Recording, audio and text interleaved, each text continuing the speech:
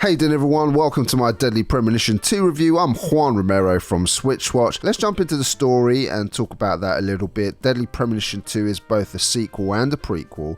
Part of it is set in 2019, where you start the game by controlling Agent Davis, who's interviewing a much older looking York.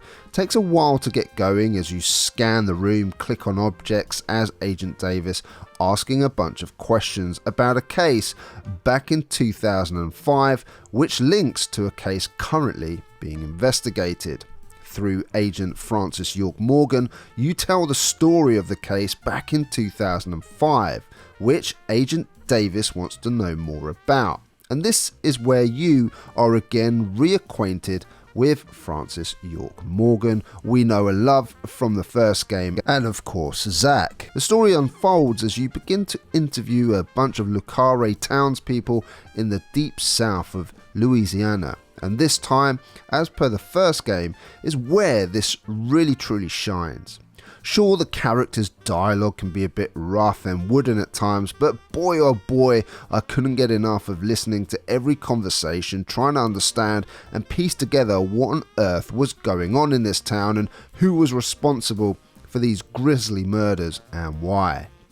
The strange characters like Mrs. Carpenter, who loves to bowl but is highly superstitious, will give you one of the first pretty hilarious quests. Melvin Woods as the sheriff of Le Carre is a guy who is not only the sheriff but sells food too through his van right outside the police station. Or then you have the Clarkson family, who basically run this town, have some real issues as a family, and there are many more.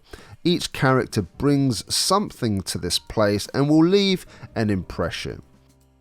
Through the game there are some wonderful moments, such as the relationship which develops between you and Patricia Woods, who follows you everywhere you go, such as her fascination with detective work. Her father being the sheriff of the town, it made sense that Patricia would want to learn as much as possible from the charismatic York.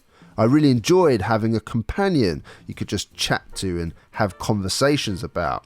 Arnold Schwarzenegger movies, for example, or why Patricia only watches sci-fis. I loved it when something became grisly. York would send Patty back to her sheriff dad and they would resume the investigation together later.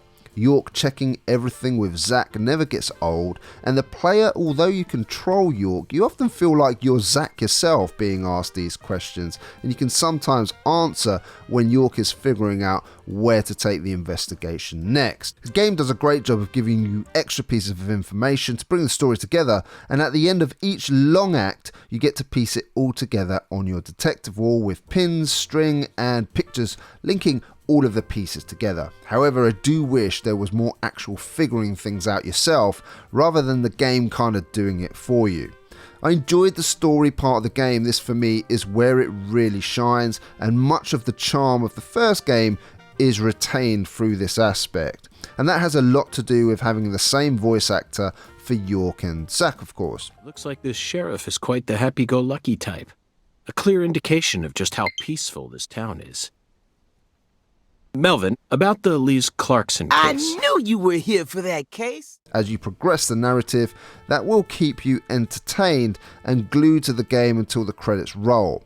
However, and this is a big however, there is a lot of pain to get to each of these pleasurable moments, which we're going to talk about now. Gameplay wise, as much as I love York and the narrative and how the story's progressed, there are many aspects to the game which are rather unsatisfying, and many of these come through its core gameplay. The first game had many similar issues, but I would not expect some of these issues to be worse 10 years after the first game. I was looking forward to playing as York again. The gameplay in the first was pretty poor, the visuals and frame rate dire, but it had a cult classic status, and for some reason I enjoyed it a lot. That so bad it's good type of feeling. But the sequel has moved away in part of what made me like the first so much. No longer does it feel like a horror game and is more action orientated, which is fine if the action being taken part in was fun. Gameplay involves a bunch of fetch quests that characters around the town that you meet will give you, and will involve mostly you using a skateboard to get from A to B. Don't even ask. I think it was because the frame rate couldn't cope with a car, so they used a skateboard instead, and even then, it can't cope. The town has an open world feel about it. You'll be visiting places which, like the first game, will have to be at certain times in certain quests because the game follows a real world day-night cycle. Honestly, while I get it, I hate having to wait for stuff and just want to get it done, not wait around or dick about doing stuff I don't want to do. Having to order some beans for a quest, for example, can only be done on a Monday. It meant sleeping rough with my sleeping bag to push time forward 24 hours at a time, or staying at the hotel, which costs an arm and a leg each night, and that meant another 4 nights in a row, going to bed, getting up, waking up hungry, getting some grub, and then stinking the place out with my BO and having flies around me, which is not the best look. Only to find then that my friggin' shower wasn't working. That of course meant a side quest, which could not be bothered with, so I bought some perfume instead to get me through. And there's plenty of little things like that will frustrate you.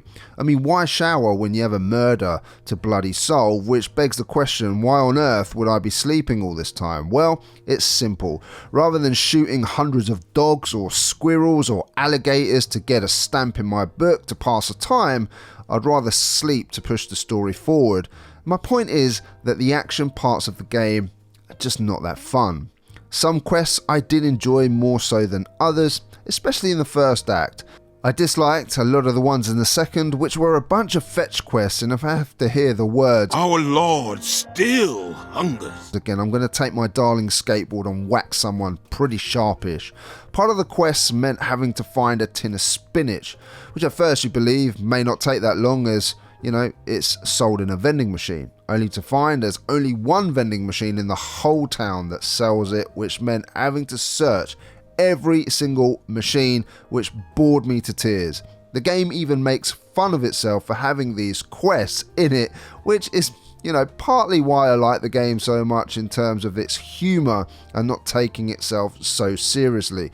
But honestly, by the time you get to the third episode and have to follow a Dalmatian around for what seems like ages to find red trees, you just think to yourself, this game is taking the piss and no amount of York or story is going to redeem it this time around. You can even collect a bunch of stuff so you can craft items, but I've got to be honest, I was much more interested in solving the main quest line story. There's no point crafting anything because there's no challenge whatsoever in the more action orientated parts of the game, and you can complete the game with not having to craft a single item to improve your character. You make cash every time you travel a certain distance, shoot a rare animal, and Otherworld, sharpshooting monsters also makes you cash. I only ever seem to spend cash on important stuff like food, taxi fares, or sleeping in a comfortable bed at the Pineapple Hotel.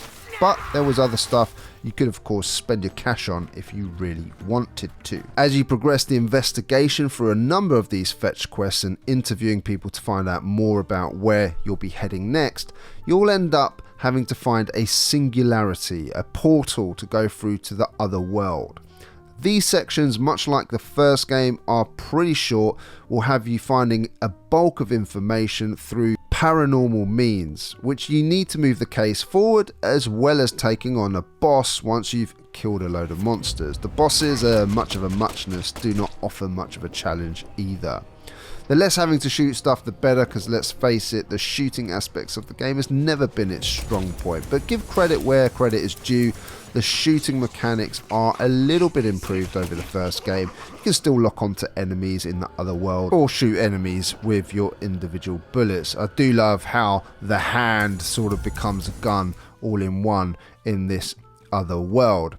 But again, the biggest problem here is just a lack of variety. The singularity sections almost made me quit the game entirely due to the fact I encountered a number of crashes, especially in the second singularity that you find. I lost 1 hour of saved progress, but I'm sure the devs have done this on purpose though, because 90% of the time this would only happen in the otherworld sections of the game. further technical issues which will not endear the game to you.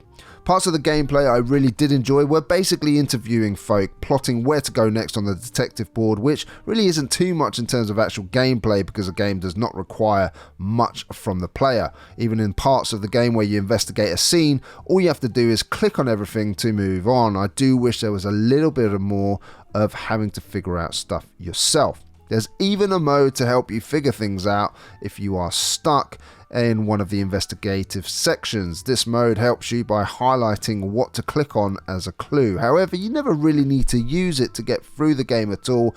For me, the best way to enjoy the game is to unlock the taxi, find as many red balloons as possible. This way you can at least fast travel to each section that you need to get to on the map.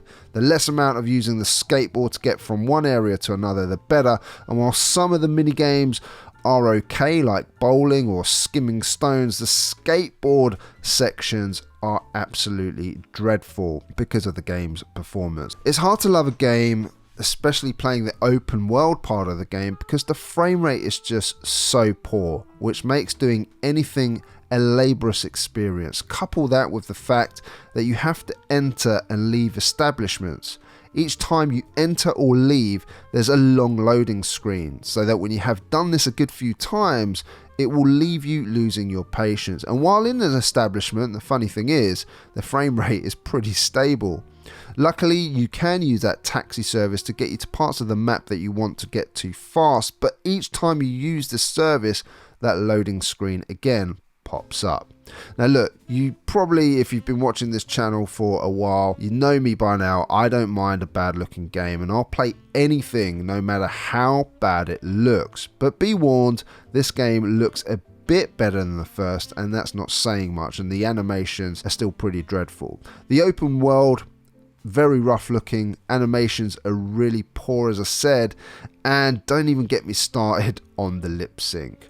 Sure, we can say, yeah, it's so bad, it's good, but let's be frank, if you're spending £40 or $50 of your hard-earned readies and you get performance as bad as this, doesn't matter how much you loved the previous game, it's very difficult to recommend this as a product on its current performance. And while it may be forgiving in the first game, there's been 10 years between the two. At the very least, make the game run smoothly for your fans. It's not charming anymore, and on that front, it has outstayed its welcome. Then there's the popping, the enemies getting stuck and popping through walls, skateboard wheels disappearing. You could go on and wonder how this would pass any quality test. But be warned, if you do choose to buy this, then you're getting all of these issues at least until there's a patch, which I think the devs have already confirmed that they're not going to be doing anything as yet. And this isn't even taking into account the multiple crashes I suffered and encountered, the loss of save on the autosave as well. I had a couple of files which had corrupted, so I had to go back to a previous save point. It's just a bunch of problems which really compromises this as an overall product. There are audio issues too. Clips just sort of disappear and then come back in again. The only thing which saves the audio for me is the voice acting. I genuinely liked a lot of the crazy characters, and of course Agent York is as good as ever. One of the things that made skateboarding around town bearable was actually listening to York rambling to Zach about stuff. Unfortunately, this is overshadowed again by another issue where the skateboard sound effects is just too overbearing that you can't even hear them talking to each other. It's mostly composed of mountains, deserts, and farmland, with small towns scattered about here and there. That's how America looks to me, compared to the scale of this entire country. So if you can, just turn down the sound effects so that you can listen to more of York and Zach chatting if you do like getting around on the skateboard, because those two chatting to each other is gold and you don't want to miss it. Ladies and gentlemen, let's talk about value quickly. This game is £39.99 or $49.99 and $49.99. For our friends in the EU, you'll get around 20 hours of story if you power through. And ladies and gentlemen, that's the thing. Most of you will power through for the story and you'll go through the pain to get those bits of pleasure. The game really, for me, the best part of it is the story. And if you can sort of, put aside those technical issues, then there is still some enjoyment to be had from it. Unfortunately, once I'd completed this game, I didn't want to go back and do any of the side quests whatsoever, which brings me on to my verdict. If you're looking for more York Morgan, then this game has that in spades for you. There's some weird and quirky characters that you'll meet in Lucare, not as weird and wonderful as the first game where you got to explore Greenville, but nevertheless, the characters, the interactions between Detective York Morgan and those characters will see you through to the end, no doubt about it, and you'll put up with some pretty dire technical issues just to get to those pleasurable parts. And really, that's it in a nutshell. Are you willing to put up with all of these technical issues? I'm talking about crashes, I'm talking about a terrible frame rate where you'll use the taxi just to get from A to B once you've unlocked that, and even then you've got to put up with the long loading screens to get to those pleasurable parts of the story. It's a little bit of a conundrum for me in terms of, I cannot in good faith, in good conscience, recommend a game that's so poor technically in most respects. If you are a massive fan of the first game, then I would say you will get some enjoyment out of this. But if you're new to this franchise completely, then what I would suggest you do is play the first one first if you can get that at a bargain price, and then come back when this one's a little bit cheaper. That's probably the best thing to do. This is a disappointing 5 out of 10. Ladies and gentlemen, if you're still watching, then you're still supporting. We really do appreciate that support. Very much appreciated. Thank you to all of our subscribers, members and watchers. Every bit of support helps our channel, and Jordan, James and I and the rest of the team really do appreciate it. Now, if you are new here to the channel, why not consider subscribing? We deliver on a weekly basis reviews. We take a look at all of the upcoming games on a weekly basis, and on Sundays we look at all of the bargains so that you don't have to, and release a video on that. Mondays is a great day because Jordan puts together a video letting you know all of the physical games that are coming out on the Nintendo Switch, and we have a great community spotlight where you all get involved. And we also have Discord, so you can come and chat to us about everything Nintendo Switch gaming, or other games for that matter, on there. We'll put the link in the description for you. I really look forward to seeing you on the next video, and if you want to discuss anything Deadly Premonition 2, if you're playing it already, then leave me a comment in the comment section down below. I'd love to know what you think of it thus far. Take care everybody, and I'll see you on the next one.